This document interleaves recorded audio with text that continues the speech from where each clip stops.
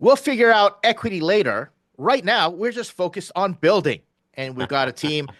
Well, I saw this team configuration today, and there were literally seven co-founders, each with like 15%, 10% here and there.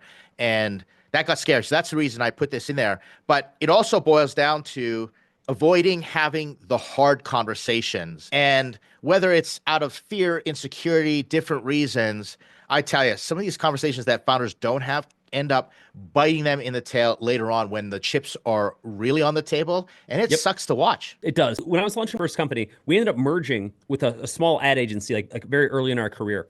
And I remember the CEO on the other side who had orders of magnitude more experience than I did. I was like 22. He said to me, he said, what we're going through now, it's the operating agreement. What we're going through right now are the divorce papers. He said, this is so we can make all of the hard decisions up front. So if we ever have to make them later, like we have some disagreement, we'll have made them on agreeable terms, right? And I thought that was a brilliant way of saying it. He's like, if we ever break up, let's make sure we were in the best position to discuss that. We hope we never need it. But if we do, we weren't trying to set those terms when things had all fallen apart. And I thought that was a really smart way to like put me in the mindset that one, I should be concerned about things going wrong. Like things can go wrong. But also, yeah, I really should think about what do I want to make happen in work here now. And ever since then, whenever I've gone through that with co-founders, et cetera, I always say, let's just have the hard conversations now while we're friends, in case we ever have to have it again when we're not. We got a comment. Best advice since I started a business before things go south.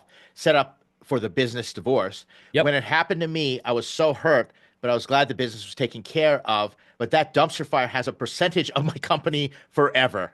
That's hard. No, it's super hard. And I think that going into it, it's like anything else in life. Like you don't understand what divorces or breakups are until you actually go through one. You know they exist, right? But unless you actually experience one, you treat it very differently. It's hope for the best, plan for the worst. You can still be optimistic, but be realistic. Mm-hmm. It even goes so far as I'll tell founders all the time. They'll say, Ed, should I, fire my co-founder, or should I move on, stop spending money on this, that?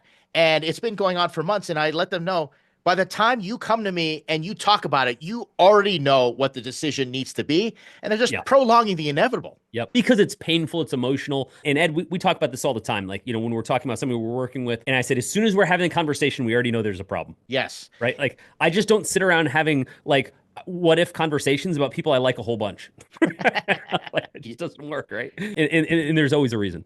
And I like to tell founders, I'm going to put my executive coaching hat on, emotionally visualize the worst thing that's going to happen. So go through that conversation, just say, okay, they're going to tell me to F off, and they're going to tell me they don't like my ties, and they hate Koreans, and they never like my cooking, and like, just think of every little they're going deep, the cooking too, Ed? Exactly. Damn them. The real hurtful stuff, you just visualize it, and you just go, how would I respond to that? How it would affect me? And you kind of prep yourself for going through that. And then you realize, you know what? That really wasn't that bad. In fact, I'm kind of relieved that we had that conversation. Right. I agree. It's like having to let go of an employee. It's like having to, go through a divorce personally or a separation. It always feels 1,000 times worse than it will be. It's never pleasant, but it always, the preparation of it in our minds, the anticipation is always way worse. So you don't end up with a dumpster fire owning a percentage of your company. Happens Those are wise words.